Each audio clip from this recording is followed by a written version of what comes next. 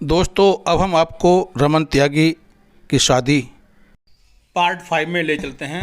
आइए, अंदर जो है कार्रवाई शुरू हो चुकी है मंडे की, और गुरु शिक्षा की काशी में जाकर जो है गुरु शिक्षा लेंगे। पंडित जी द्वारा यज्ञोपवीत धारण कराते हुए,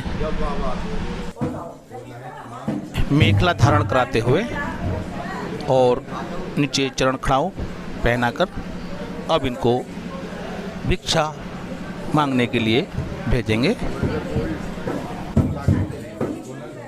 अब रमन त्यागी भिक्षा मांगने के लिए निकल पड़ते हैं, क्योंकि उनको काशी जाना है और उनके पास कुछ पैसे भी होने चाहिए। तो देखिए किस तरीके से ये भिक्षा मांगते हैं।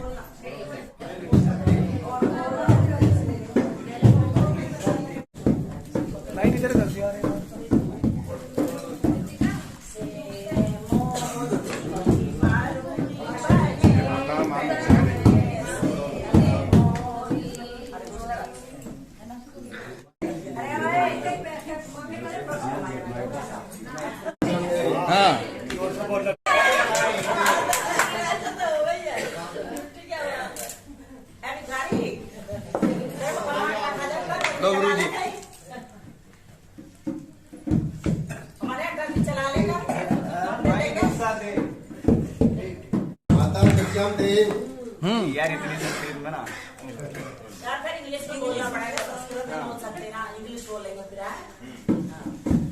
कमी से बोल दे पंडित जी ने गाली बन के अपना कमी नहीं सीखता है।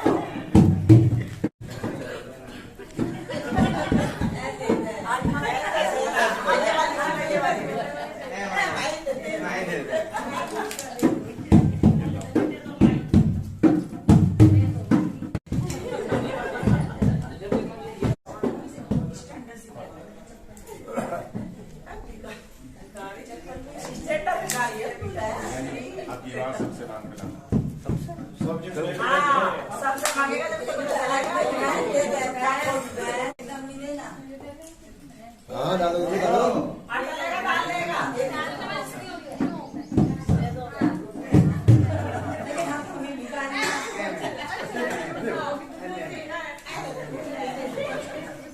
नहीं, 5 रुपए दे दो, 5 रुपए।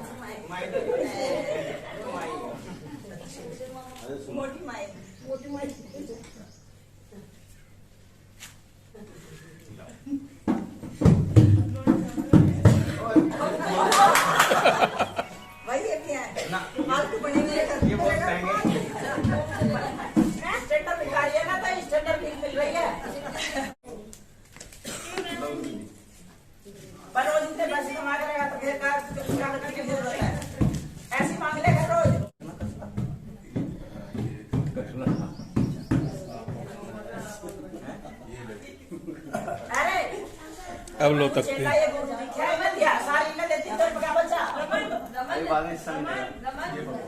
भैया एक दो दिन वहाँ पर ही होता होगा।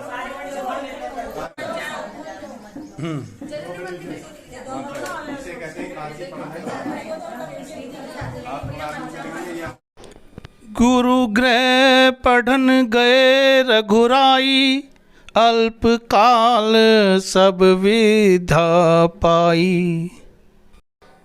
हे कुमार, कुछ ही वर्षों में विद्या निधि से अवतीर्ण हुए, ऋण शिक्षा राजनीति में भी सब भली भांति उत्तीर्ण हुए।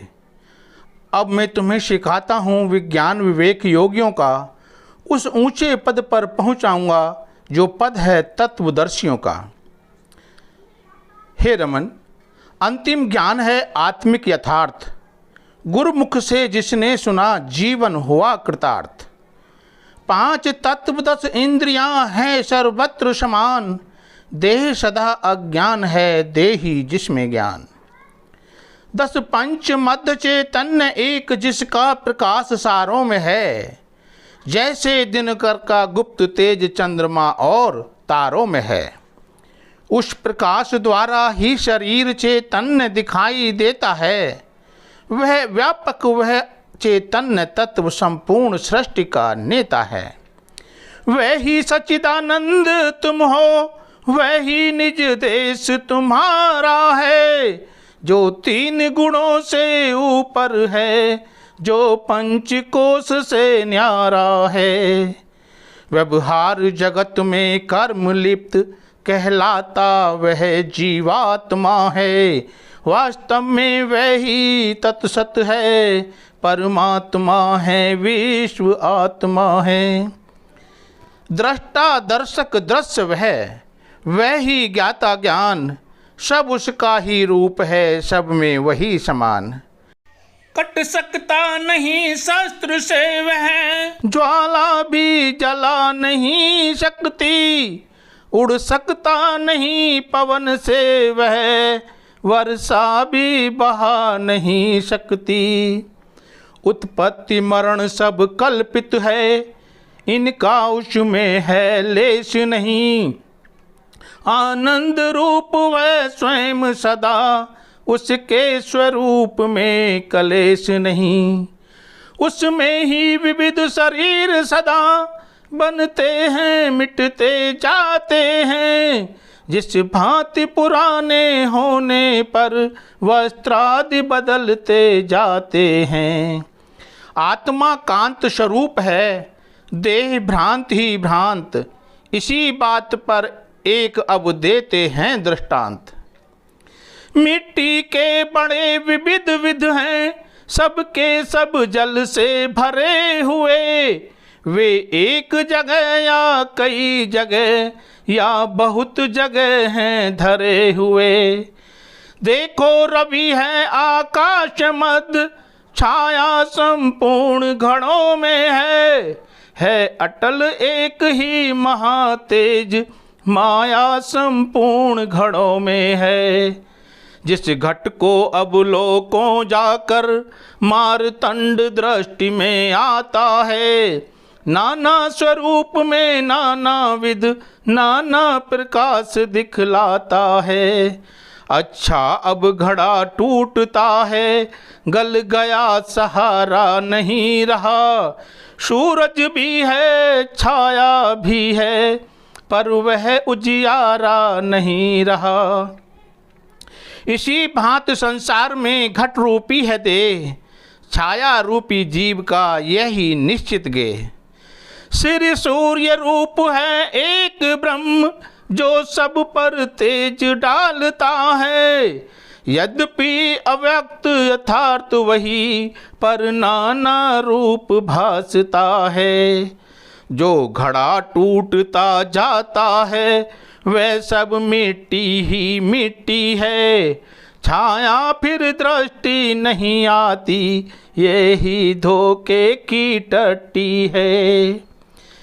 वास्तव में सूर्य देव भी है, छाया भी कहीं नहीं जाती, ऐसे ही ब्रह्म एक रस है, माया भी कहीं नहीं जाती।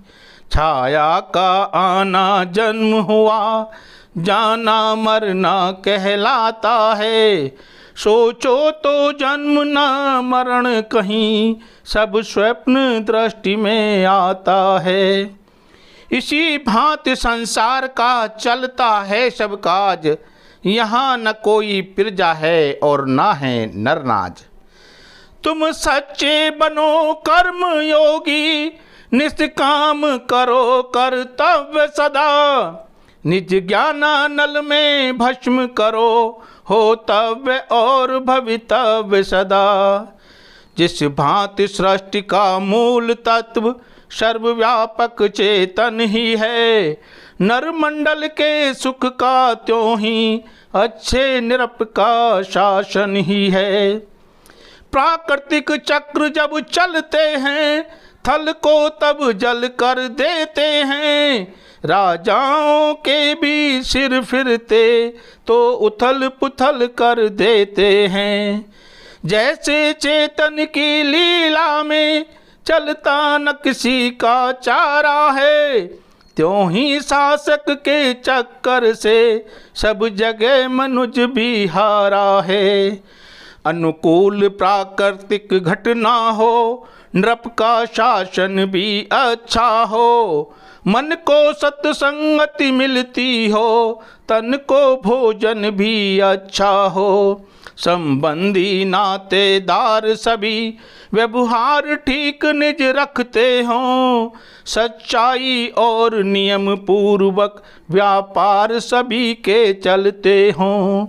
इतना बानक जब बन जाए, अच्छा कहलाता जीवन है। अन्यथा अशांत जगत में तो व्याकुल ही रहता तन मन है। ऐसे संग्राम अखाड़े में वे पहलवान लड़ सकते हैं, जो समय समझ चढ़ सकते हैं, कुसमय निहार पढ़ सकते हैं। इन सब घटनाओं में रहकर मस्तिष्क हृदय भी ठीक रहे। शारीरिक तथा मानसिक सब अवयव आशय भी ठीक रहे। तब हो सकता है महाकार्य, तब कर्मवीर कहलाओगे। जब उसके पहले ज्ञानवान गंभीर धीर बन जाओगे। ऐसा बनने का मार्ग यही निष्काम हृदय करना होगा। परहित कर्तव्य लक्ष्य रख कर निज स्वार्थ स्वल्प रखना होगा। सुख दुख सामने आए जो वह धर्म दे के समझो। नाटकशाला जैसे दिखाव इस सारी जगती के ही समझो। अपने स्वरूप को आत्मा को निर्लिप्त समझते रहो सदा। वह अमर और अविनाशी है, यह दृढ़ता रखे रहो सदा। बाल्यावस्था की ये शिक्षा छात्रों की बड़ी कमाई है। संक्षेप रूप में इसीलिए गुरु गीता तुम्हें सुनाई है। रमन, इन बातों को हमेशा अपनी ज़िंदगी में गांठ बांध कर रखना। इसी के साथ मैं सभी से कहना चाहूँगा कि ये हमारी गुरु गीता जो मैंने अभी आपको सुनाई है, आपको अच्छी लगी हो तो हमारे YouTube चैनल फौजी ऑलराउंडर को एक बार अवश्य सब्सक्राइब करें। साथ ही साथ घंटे वाले बटन को ज़रूर दबाएं, जिससे कि हमारी नई नई वीडियो की नोटिफिकेशन सबसे पहले आपके पास पहुंचे। वीडियो पसंद आने पर ज़्यादा से ज़्यादा लाइक करें, कमेंट्स करें और शेयर करें। धन्यवाद।